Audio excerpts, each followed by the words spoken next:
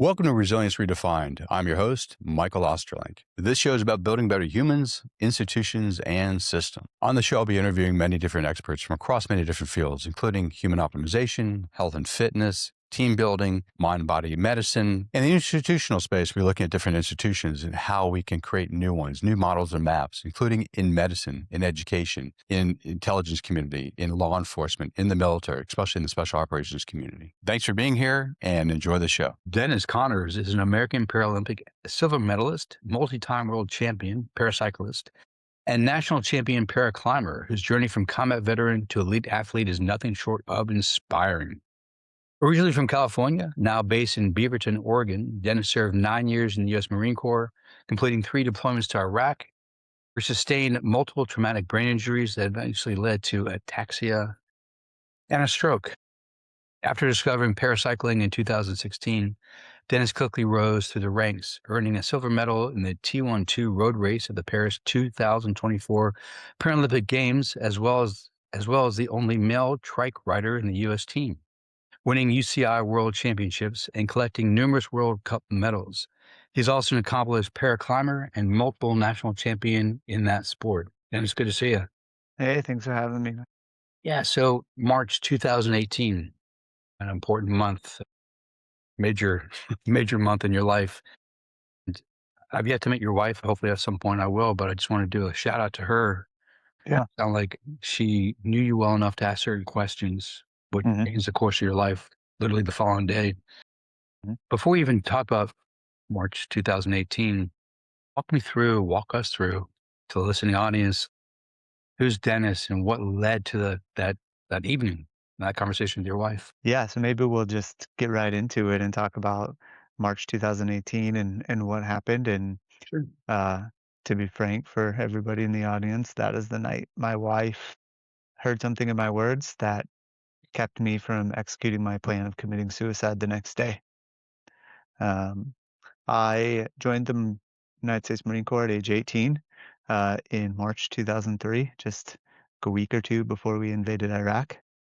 Ended up doing 9 years in the Marine Corps and 3 combat tours.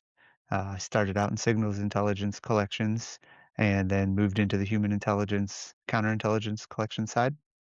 Um, and my combat tours were way more intense, and I saw more combat than I thought I did, Mm. right? There was more guys than me in the units that saw even more than I did, so I downplayed mine mentally. And even when I got out, I was suffering from PTSD and had no idea.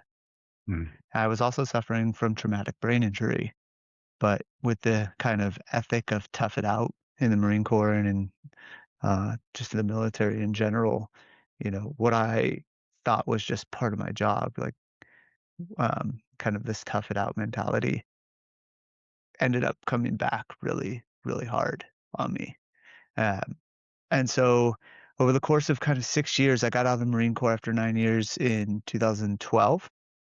And for years, I wasn't sleeping. I was irritable. There was all of these little things that just built up over time to the point where I was hallucinating.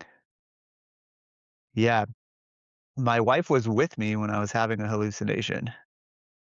And then I think it was kind of like I can't quite remember, but in that time frame is when I was like, okay, like I'm no longer an asset to this family or to this world.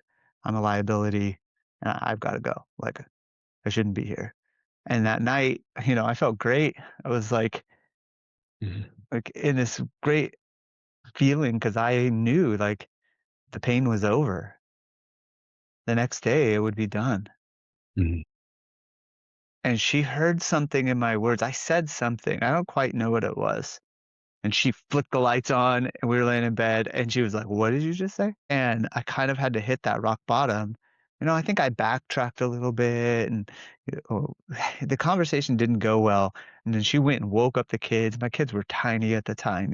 My son was 2 and my Mhm. daughter was 4. She got them in bed with us and she was like, "No, this is what you're doing to live." And I just broke down. And I had to hit that bottom in order to come back up. And I was like, "What's happening?" this isn't working. Whatever I'm doing isn't working. I need to do something. She made me promise, and the next day I went and saw a therapist for the first time. Thank God.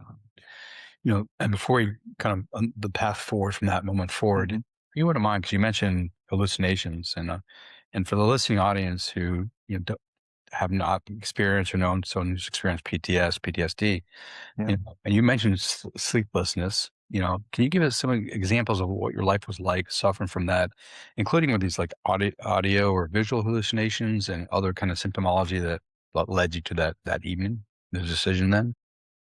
Yes. So it was a few years. Uh, my PTSD was a few years of it manifesting as nightmares. I'd be talking and sweating and moving, and she would notice that I was clearly having a nightmare, and she would wake me up. And it happened for years and years, and so I just didn't sleep.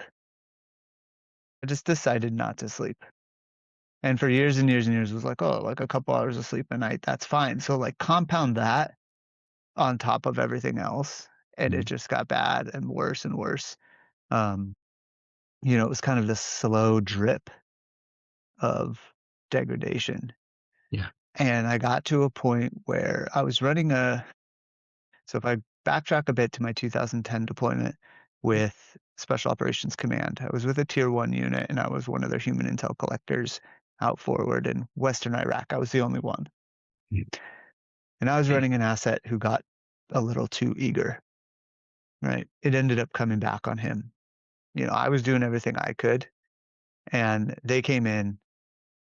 Al Qaeda was kind of in its infancy of turning into the Islamic State. Mhm.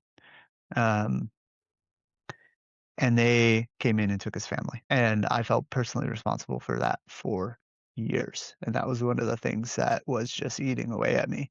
And I had met his family, I'd met his kids. Um, and I was driving home one day and I saw this kid in the middle of the street playing with chalk. And we lived in like a suburban residential neighborhood. This little kid just sitting, and this is a kind of busy street, just right in the middle. I was like, what is this kid doing?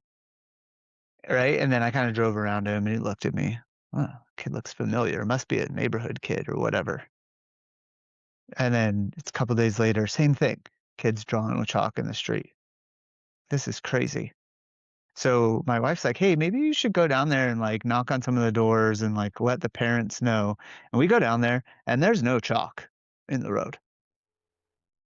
We're like, this is weird. And then one day we were driving back and my wife was with me. And I slam on the brakes and she's like, "What are you doing?" And I was like, "He's right there in the middle of the road." And Wow. she's like, "Dennis, there's no one there." And it dawned on me right then who it was. And then I think that just sent me kind of into a spiral. And for weeks after that, I didn't sleep at all. And then everything just kept going and worse and worse and worse. And at the time, I didn't know I had the traumatic brain injuries. Mhm. Um, so that combination of undiagnosed traumatic brain injury and PTSD is such a lethal combination. And there's so many of us veterans, combat veterans, who didn't get these diagnoses because we just they did what I did. We toughed it out, right? Like, and so that came back, that happened, and all of these things just led up to that point in 2018 where I was like, you know what, I'm done, everybody. One of the kind of the memes that drove some of your work up until that point was pain. Pain is weakness leaving the body. I heard you Hmm. talk about that in the past. Kind of a Marine Corps ethos of sorts. Yeah, And and that's what drove you until that night, I would imagine, until you took the decision. But you had a change of heart really in terms of how you started yeah, thinking about pushing through those kind of things. And I want us to get down that path and like how your mindset shifted, and was yeah. there an event or multiple events that kind of shifted? But let's go to the next day after the March 2018, and you first started seeing your first therapist. And I recall in another conversation you had that like asking for help was not something you do, but you did, and obviously saw the therapist that day. What was that like to actually sit down and start talking about like your feelings and what was going on for you and the challenges you were facing, and the decision you had taken the night before? Yeah. So I started. seeing a therapist, and I honestly that next day, I think I saw whatever therapist was available, and I started talking to this therapist who's just like a civilian, and it's like, "Whoa, like, no, like, I can't do this." And everything I did was kind of, classified. So I didn't know what I could say for years, right? And this therapist, I went through a couple therapists actually Okay. before I found one who had a security clearance, kind of knew what I did, like was a military reservist, and she was fantastic. But it, Okay. it it wasn't that next day that everything Okay. changed. That next day, like I agreed with my wife, like I was vulnerable with her Mhm. and was like, "Hey, I will go do this." Right. So I saw a therapist, and then it was after a couple, like referring me around that I finally found one that worked. So it took some time. I would say it took about a month, Okay. you know, of like me just like beating down doors of like, I need, no, this isn't working. And people going, I don't know if I can help you with this. This is really, really extreme. And, one therapist was like, I need to bring in a psychiatrist. We're going to load you up with medication. And I was like, absolutely not. Okay. So you Um, did not go down the pharmacy pathway for this? Eventually I did, Okay. um, but not at first. Okay. Um, they actually had some medication that I did take for a few years that helped calm down the night terrors. Okay, Because the nice. first thing was, we got to get you to sleep. Yeah, right. Like, what? Like, if you're not sleeping, and like as an elite athlete now, like sleep is the number one indicator of performance. Yeah. That was my biggest thing. I used to joke at the time that I had slept for 2 nights. Like I used to be like kind of proud of it. I was like, oh, there was 2 nights. There's one time when I was in South Africa on a climbing trip, and we're like out in the middle of nowhere, staying at this like remote wine farm, and it was like one of the most remote places and just peaceful that I had been. And I slept one night there, and I woke up and I felt amazing. Mhm. And then the other night was at a friend's property in Wyoming, where you have to drive to like this little town in Wyoming, and then you drive 2 hours outside of that, and then 3 hours on a dirt road, and then you're at his house, right? And it's like this beautiful property in the Wind River Range, Nice. and really remote, and I slept that night too. But I was like, "Oh, yeah, those are the only nights I had ever slept." And they were all the therapists, doctors were like, "Oh my god, we gotta get you sleeping." Yeah, so for how did they change your sleep architecture to actually get you deep sleep, REM sleep, all the things you actually need for more than 2 or 3 hours of sleep at night? Yeah. What was that process Um, for you? that is when I started the medication. It was like, "Hey, I'm willing to do that if it's gonna help me sleep and help me process through this." So I did take some medication that was specific for helping stop nightmares. Um, and then ended up on some, just your regular antidepressants and whatnot, which were helpful, but they made me really flat for like 2 years. I didn't have a personality. Mhm. And my wife is like, your personality is gone. So eventually, through all of this, I got off the medication. Um, because I just needed my personality back. Like it's what made me such a great intelligence collector was my personality. Um, and my kids were missing that, like I was there, but yeah, that medication helped, but I knew I couldn't stay on it forever. Right, right. Yeah. So, are there other things you did outside of pharmaceuticals to change your sleep structure, help you deal with the stress, the anxiety, any kind of other feelings that might have emerged as you're kind of working through the PTS with your therapist? Is it Yeah. So I mostly? think I think one of the biggest things was I started working with a nonprofit outside of the therapist. And the first, well, two actually. Um, One was I was kind of into cycling already, and I was on a regular bike, and I had done some rides with this organization down the coast of California, and I was kind of like, "Oh, cycling is kind of this great thing that I'm going to do," and I just doubled down on that because I needed to exercise. Mhm. Because with my personality, it's like if I don't exercise, I'm like a puppy. Like I won't sleep. Okay. Like I got clinically diagnosed during this time with with ADHD, and they were like, "Well, that's why you were so good in the military." Like, because like you're like, "I want more, I want more, I want more," and they're like, "Here you go, here you go, here you go." Like, and so I had to do something to wear myself out every day. Mhm. And that's when I really picked up cycling. It was kind of that 2018, 2019. And then that's when, after going through therapy and being more open and working with some of my friends and working with this therapist and some of my friends on self-love, I started working with another organization who basically told me like, hey, they're Green Berets, so kind of this like, we'll give you all the tools, but you have to do it yourself. Kind of Mhm. that Green Beret ethos of by, with, and through. Like, here's all the tools, but we can't do it for you. And that kind of stuck with me. So I was like, okay, this is something I have to do.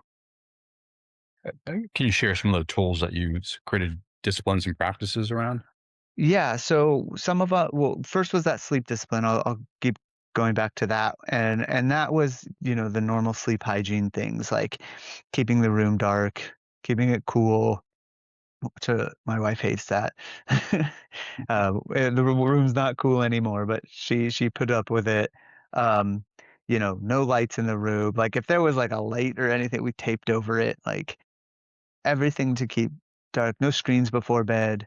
Um, I stopped reading any kind of books of substance before bed, like any of these like business or leadership books or like anything that you would want to actually learn.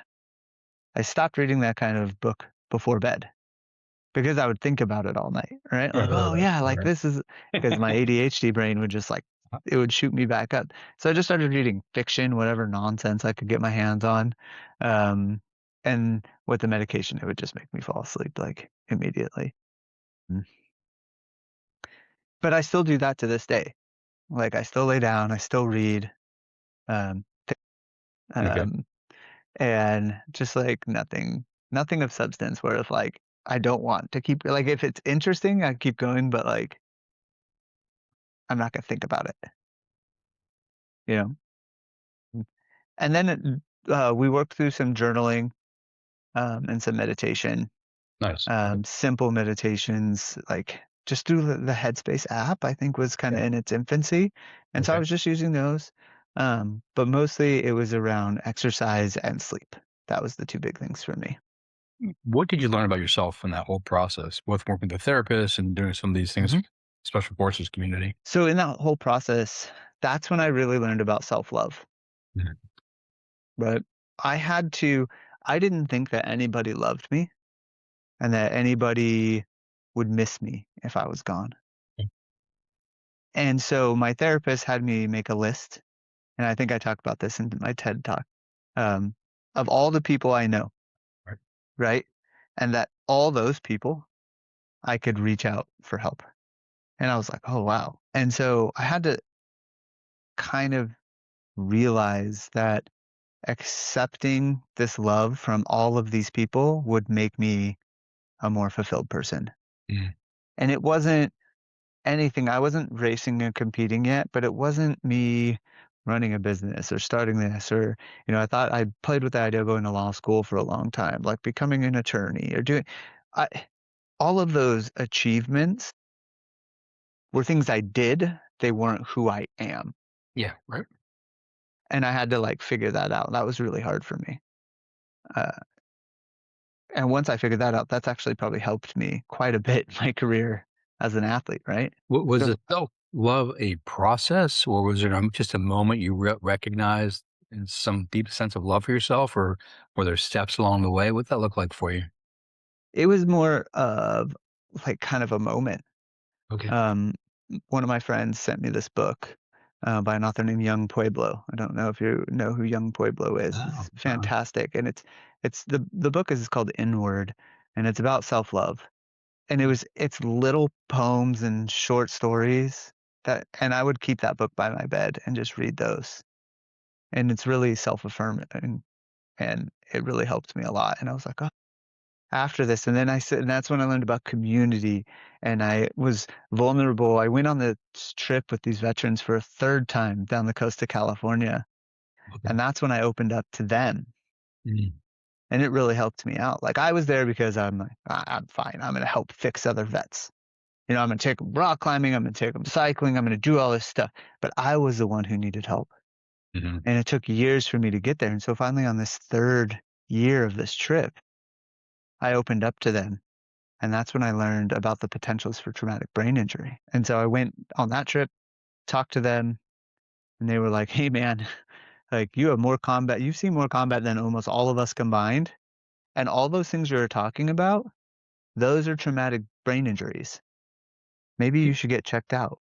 Can you give some examples of like how the symptomology was it brain fog, memory recall challenges? Like how did retrospectively the TBI show up in your consciousness and your psyche? Yeah, I had short-term memory problems. I still do. Um, Brain fog. But I also had balance and coordination issues.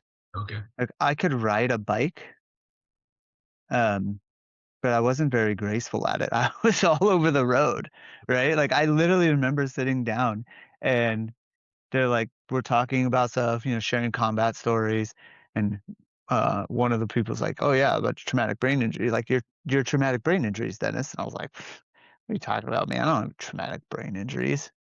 Oh no, it was my friend Sean who got me into cycling. She was like, "Yeah, cycling, like you could race in paracycling with traumatic brain injury." I'm like, "Sean, I don't have traumatic brain injuries." And one of the other guys sitting at the table, he was like, started laughing, and he was like, "Dennis, you ride your bike like a toddler. Jesus. Of course you have traumatic brain injuries. None of us will ride near you. Wow. That's Okay. why we let you go off the front or like we put you in the middle and like hope you don't go out in the traffic because I have problems with my left side, and so I'd veer left, and that's not the good side to veer, because that's where the cars are. Right, right. Um, and so I just had all these balance issues. I could ride it. I wasn't graceful at it, and I was like, oh, okay, well, like maybe I'll go get checked out for this. And they told me like, hey, it can make PTSD way worse and way harder to deal with. And that's kind of where like my cycling started is, I went and got checked out, talked to my doctor, not at the VA, civilian doctor, and he was like, "Yeah, let's get you in to see a neurologist." Neurologist was like, "Well, what does your imaging say?" Like, I didn't have any imaging. He's like, "What are you talking about? How do you have all these symptoms and no one's ever given you any imaging?" And then I get the image, and literally 8 a.m. the next morning, neurologist is on the phone. And he's like, "Yes, you've had TBIs. Uh, we can count a couple here, but they're hard to see, and you failed to let me know that you've had a stroke." And I'm like, "I've never had a stroke." And he's like, "Well, according to these images, you have. It's on your cerebellum, your right cerebellum. That's why you probably have all these left side balance issues." Okay. That makes a lot more sense now. I'm not just uncoordinated. Thank you for telling me that. So what do I do? And he's like, "Well, there's not much you can do now. So I'm going to send you to a traumatic brain injury specialist, physiatry, and she will like." And I made this appointment, and they'll help you out. And the doctor I ended up having was absolutely fantastic. Good, good, Yeah, good. and helped me with some therapies for, visual stabilization and um, just things that were and like some coordination therapies. But yeah, they ended up diagnosing me with traumatic brain injury and ataxia. So then I wrote my friend back. I was like, "Hey, yeah, you were right. I had this and I have ataxia." And she writes back, she's like, "Guess what? You can compete in paracycling with that." I was like, "No way." So she said, "Hey, if you want to come out to the national championships, you can stay in an Airbnb with me and my coach, and we'll show you the ropes, like how to get there, like what do you do, like how like registrations work and all the things. And I'll help you out. And if you're interested, keep going." And Yeah. like we're still friends to this day. And that coach is my coach, and he's been my Nice. coach since 2019. And yeah, I've leaned on him a ton. That's awesome.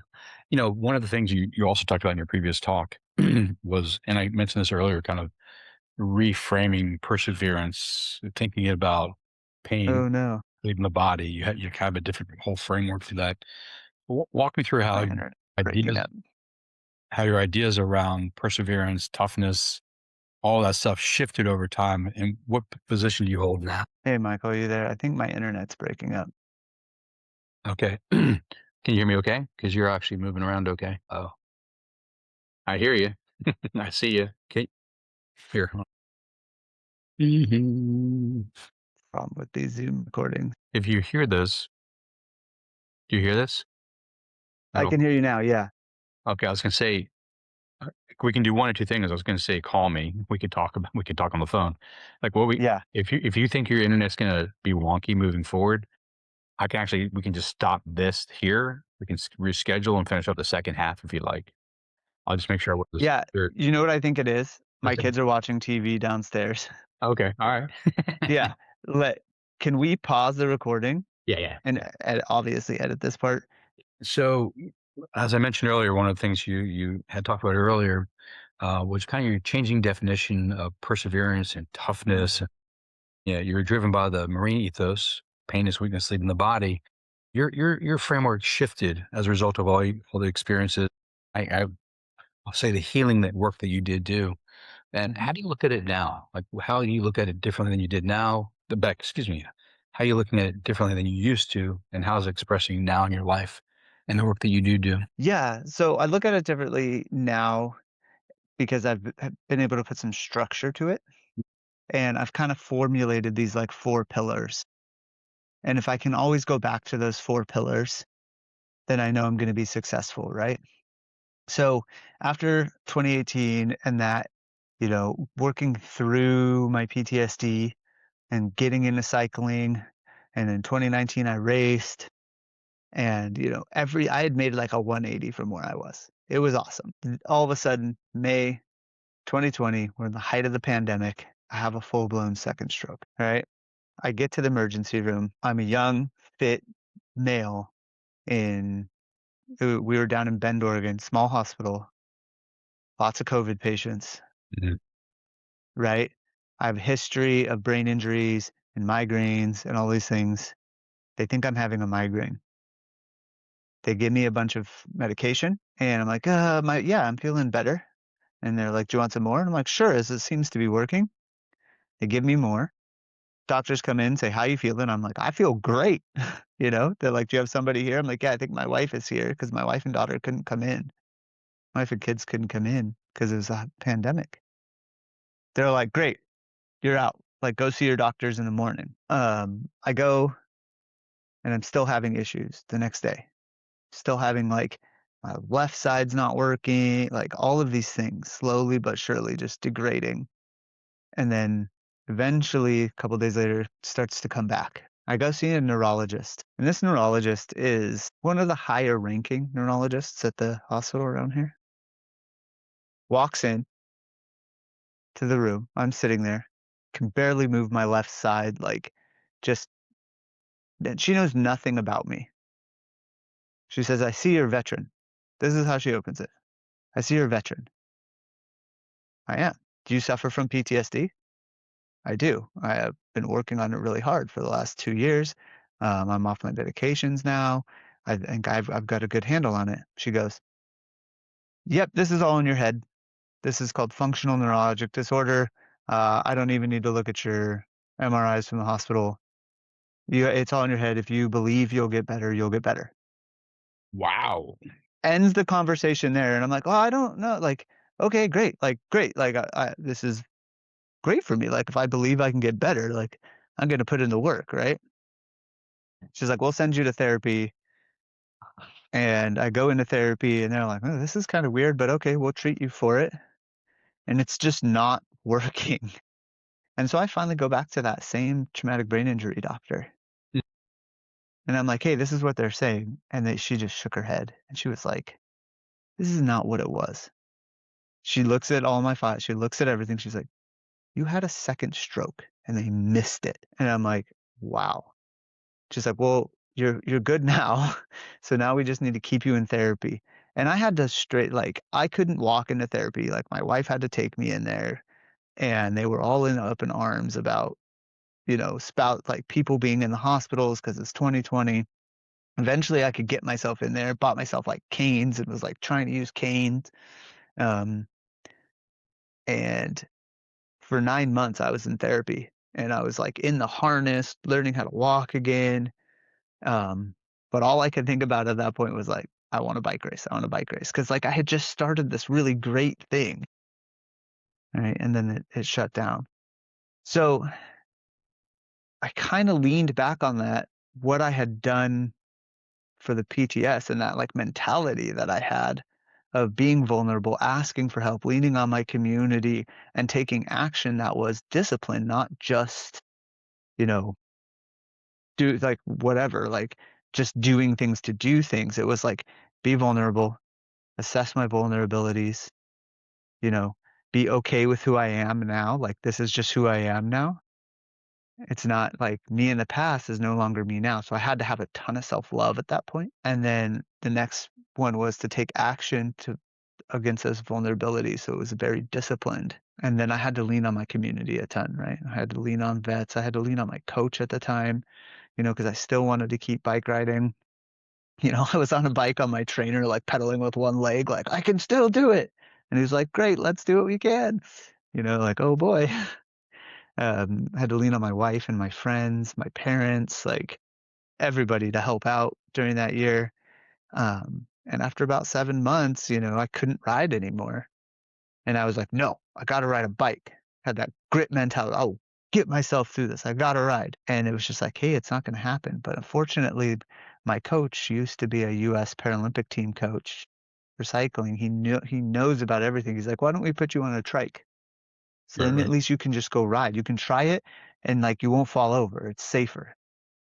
Because I was trying. I had a mountain bike. I was down at the park trying to ride, and it would be like two pedal strokes, dirt, two pedal strokes, dirt. Um, and he got me back onto that, and I was like, wow, I think I should have been on this from the get go. This is great. So yeah, adding that structure in really helped, and I still do it to this day. What was the neurologist at the hospital apologetic for her No, dismissed behavior? Nothing like that? no.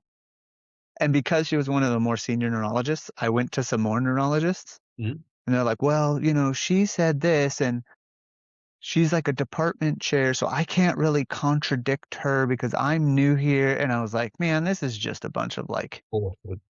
yeah. And I was like, fine, you know what? I'll work with this doctor. Yeah. Is anything you are going to do going to change this? Mm. They're like, well, maybe. And I was like, yes or no?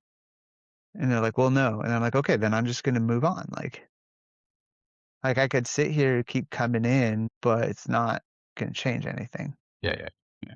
Just going to waste my time and waste your time. And so I worked with the doctor who helped me. I worked with therapists. After about 9 months, they were like, I think this is it, man. Like, this is the new you. It Mm. was a tough conversation. And I was like, okay, like, this is the new me. And I'll just do what I can with this body. Still alive. So what I'm hearing you say is it's almost integration of two things: acceptance and an unbeatable mind. Because you still have to push yourself to get to the point of doing all these. Let me rephrase that. Many people in your position would have just quit and stopped and not done all the Mhm. treatments and tried new things. And so, like, you had this mindset. It sounds like I'm going to keep going, moving forward. Within that framework, though, is like an acceptance of where you're at, which I think sounds like the self love piece of it too. Is that kind of an accurate depiction of you? Definitely. There was acceptance for sure. And I think the acceptance and the self love was very much like combined. Mhm. Um, And then, yeah, the unbeatable mind, I think that just comes from what I did in the military. Like, it was really tough and really hard. And that's the grit mentality. Like, I always say, like, grit is super important Mhm. in the short term. Mhm. Like, in a bike race, like, Push. vulnerability in the last kilometer of the race is not going to get me to the finish line Right. first, right? Like, grit is. Inside focus and push through. Right. Yeah. Yeah. And, when you talk unbeatable mind, I think it's kind of like both long term and short term. Mhm. Like, sometimes you gotta have that grit and that really hard, Mhm. unbeatable mind to tough something out in the short term, but you can't keep that up for the long term, if that makes any sense. It actually does. But for the listening audience who might not know Mhm. the distinction between the two, can you walk us through what that means for you? Yeah, so short term is kinda like what I explained Yeah. with a bike race or some sort of daily event or something to difficult, like you gotta write a paper or you gotta if you're in leadership, you've gotta give some sort of, like, talk or a presentation or a proposal or something, at late hours, that takes grit and that will bring you success. But perseverance is lifelong in my mind. If I want to persevere, it's not just I can grit through one thing, but persevering through many things is the difference.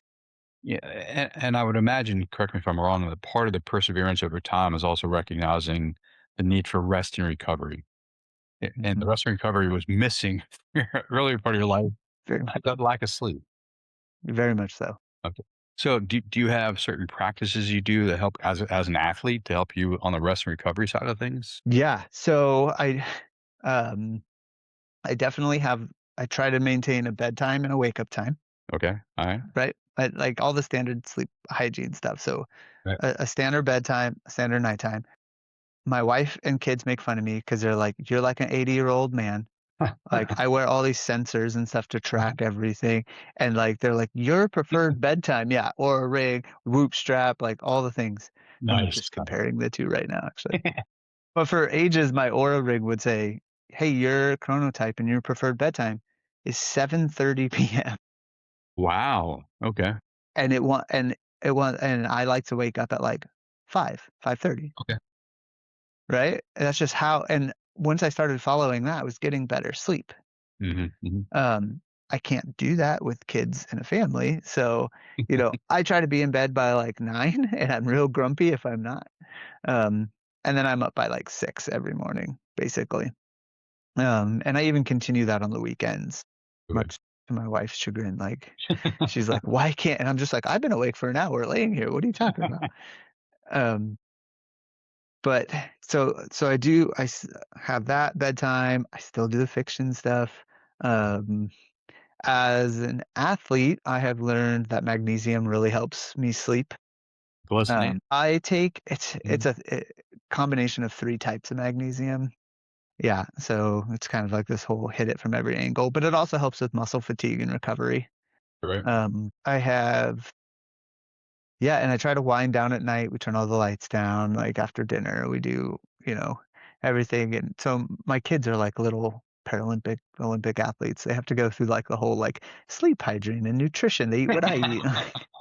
Like, but I think it's teaching them good habits, Mhm. um, For you as an and they athlete, can tell.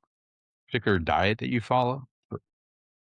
Not really. I just try to eat healthy whole foods a lot. I always joke that, like, the only reason I do this is so I can eat, like, whatever I want. Oh, yeah. Um, I am a big fan of food. I probably could eat healthier like every athlete would say, but there's no specific diet that I follow. I do have, we found out through all my testing and everything I do as an athlete, I do have iron issues, like, Okay. and iron carrying issues. So our nutritionist at the team, she was like, I don't get to tell this to a lot of people, but you get to eat as much red meat as you want. I was Nice. like, okay. But like all the red meat I have, like our friend, her aunt runs a farm. So we get our cow from one place. Like I have a cow Okay. and a pig. Like I'm not buying a lot of it from the store. I try to do a community supported agriculture farm out here in the summertime. Wintertime's not great. But yeah, just healthy whole foods. Like if I have a big training day, it's carbohydrate heavy because that's what I'm burning on the bike. Mm. Um, and then protein for recovery. You obviously have I name it the unbeatable mind, the mindset down right. You're taking good care of your body. Does spirituality has spirituality, and does spirituality play any role in your life? Or did it? In a way, not in a religious sense, Mm. um, but definitely in a connection to nature type Nice. thing. Mm.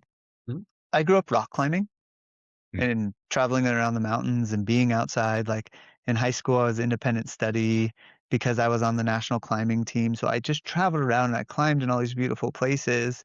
I used to joke like, oh, people are at the high school football game and here I am like in these huge mountains in the Sierra Nevada climbing. And so being outside is always really spiritual connection for me.